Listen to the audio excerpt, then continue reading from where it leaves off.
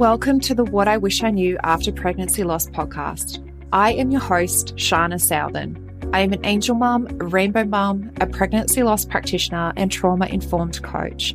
I created the Institute of Healing Through Pregnancy Loss out of my own experience with loss in the hopes to provide understanding and healing, educating people on pregnancy loss, and creating more women or men in trained support roles.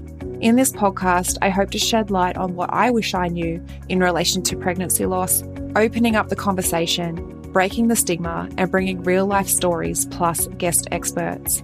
Thank you for being here with me today, and let's dive into today's episode.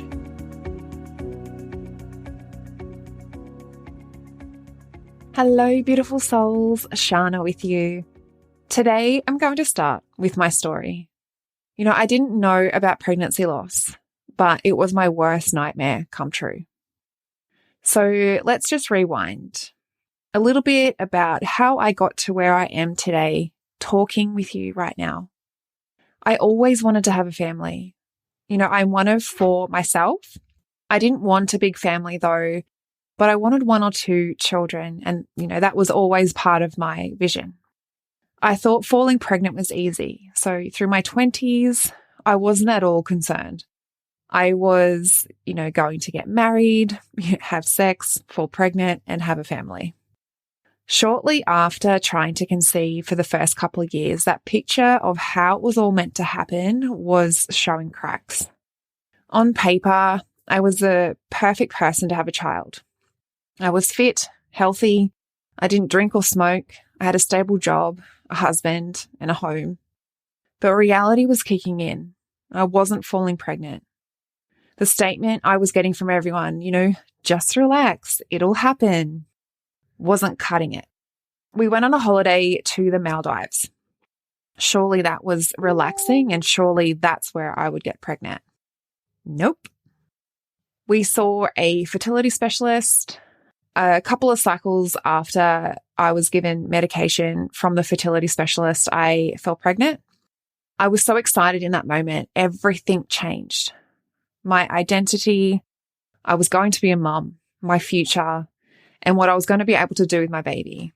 At the time, I was in a job that I enjoyed, but I always knew there was something more for me. It wasn't it wasn't fulfilling me to its fullest potential. I always knew that there was something else. And, this was it. Finally my dream was coming true. We got the test from my doctor to confirm that I was pregnant and booked in for an ultrasound. Because my period was always so irregular, I didn't really know how far along I was meant to be by the time we found out and by the time we had the ultrasound. So for myself, I kind of had just, worked out a time I had, guessed sort of in a way. So we made the ultrasound appointment with all the excitement and the anticipation of seeing our little one. We turned up that day, waited uncomfortably long with a full bladder, only to have the ultrasound technician say, "I'm sorry, I can't see anything. We will have to do an internal ultrasound." So I emptied my bladder like they told me to. I came back and I laid on the bed and we went ahead with the internal ultrasound. He then delivered those life-altering words. "I'm sorry, there's no heartbeat." In that moment, the room was void of all sound. I felt everything was sucked out. What did he just say? I never knew about pregnancy loss, but it was my worst nightmare. I remember thinking, this can't be right. Keep trying, keep looking, keep going. I turned into my husband and I just cried and he just held me. They went out and got a senior technician to confirm, but it was the same end result. I'm sorry, it had stopped growing at 7 weeks. I look back at it now, I don't have an ultrasound photo. I don't have anything from that moment apart from my memories to honor my little baby. They shuffled us back out into the waiting room and they called my doctor so she could see me straight away and tell me what was happening. I remember the walk across from the ultrasound office to the doctor's office. We were zigzagging. avoiding every single person in case they wanted to talk to us, whether we knew them or not, in case they wanted to know why we were so upset. We went straight into the doctor's office where she told me, what to expect. Which, by the way, what happened in my experience was not on her list of what to expect. Although the one thing that she was quite spot on with was she told me that, I was around, the 3-week mark where your body realizes that the pregnancy isn't viable. So I would start miscarrying naturally at home. That I should expect just a heavy period. And that was it. She also mentioned to keep an eye on my mental health. And obviously, if my mental health was declining, to seek professional support. So I went home and I waited, anticipating something that I didn't know how to anticipate. What was I looking for? How would I know when it started? And how would I know when it's over? I ended up experiencing contractions and severe bleeding to the point of passing out. This was not on her list. My husband was Googling all of the symptoms and telling me how long things were meant to last. And I remember thinking, I'm not going to survive if this is going to last more than a couple of days. In the end, I didn't have the energy to even flush the toilet or clean up after myself. I just told my husband not to use the bathroom. This all happened over the course of the weekend. So when Monday came around, I rang the doctors. They got me in straight away and ended up calling an ambulance to take me to the hospital. So for us, the hospital here is 45 minutes away. So, they gave me morphine for the pain on the trip to the hospital. The ambulance officer was incredibly beautiful. I also have epilepsy, and prior to my miscarriage, he had been sent out to my home numerous times after I had a seizure. Not ever intentionally, but I believe he was my guardian angel. My dad died when I was 19, and I think that my dad had picked out this ambulance officer to look after me, to be there for me. It's almost like he was there in every single moment that I felt like my life was falling apart. So we got to the hospital and I was met with blank stares and expressions when I told them what was happening. A nurse asked me what I was going through, so I told her, and I was just met with blank stares. And I was like, where's the comfort? Where's the empathy? Where's the compassion? Where's the emotion? I need to know that what I'm going through is okay. I was admitted into the emergency department and given pain relief for the contractions. At no point prior was I told they were contractions, though, until I got to the hospital and saw a gynecologist. And he also mentioned at that point that 1 in 4 pregnancies end in loss. In that moment, I was like, well, why do I feel like I am the only woman that is going through this?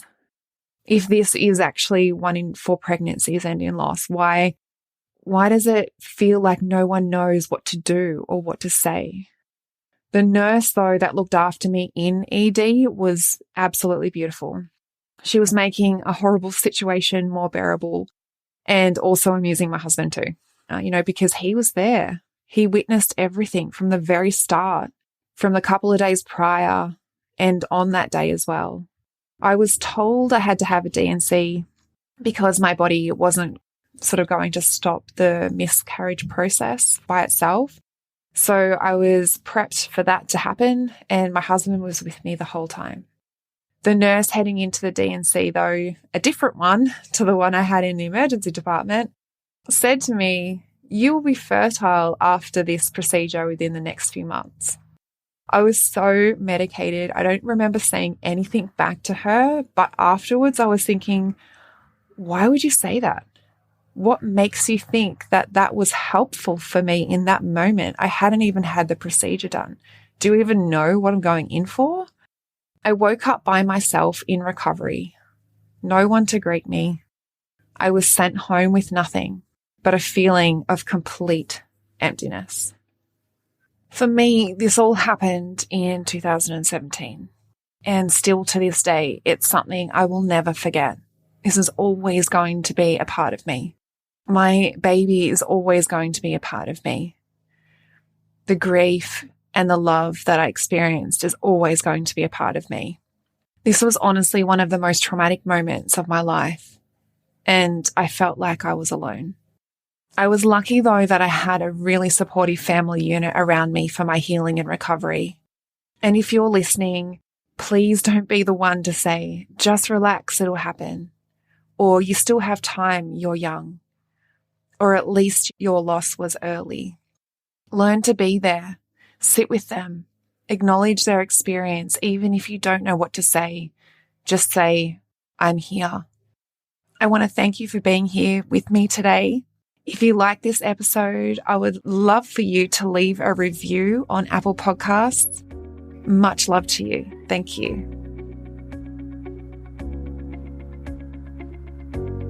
One in 4 pregnancies will result in miscarriage. 1 in 8 women will experience infertility. 1 in 100 women will experience recurrent miscarriage. And 1 in 160 births end in stillbirth. Have you been wanting to make a difference in the lives of women or men who have experienced pregnancy loss because you can see so many suffering in silence, but you just don't know how? Collectively, we can change how bereaved parents can access mental, physical, and emotional support after their experience. There is a lot of women with unhealed trauma, and there is a huge gap in the current support system when it comes to bereaved parents' recovery after loss. There are too many women and men suffering in silence.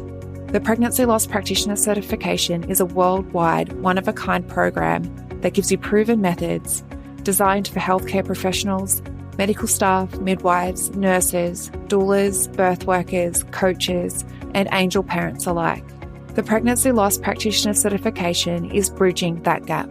It will give you a proven support structure to follow and education specific to pregnancy loss, created by a loss mum. It is creating more education specifically for loss so that you can enhance your service and become the point of difference. Or you can create the support that you so desperately needed in your healing after loss. This is the next level of growth and expansion you have been searching for. So does this sound like something that you have been searching for? Let's explore this more together. You can head to the episode show notes where you'll find the program application, or direct message me on Instagram and let's open up the conversation in how you can use this education. You have a gift, and I look forward to supporting you and witnessing you bring your gift to the world, healing and transforming women's lives.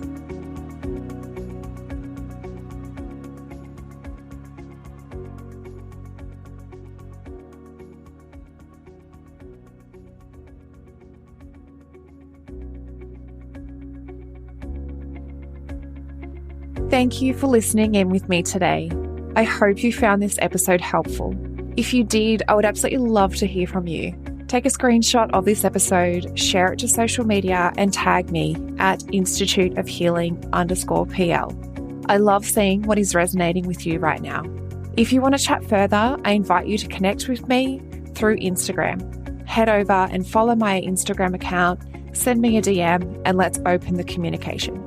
If you want to know more about how you can be the support for others, head to the show notes and fill out the application form for the Pregnancy Loss Practitioner certification. I want to also note here that what I share within the episodes is not medical advice. If you need further support, please consult your doctor. Thank you again. Much love to you. Be gentle with yourself, and I look forward to supporting you on the next episode.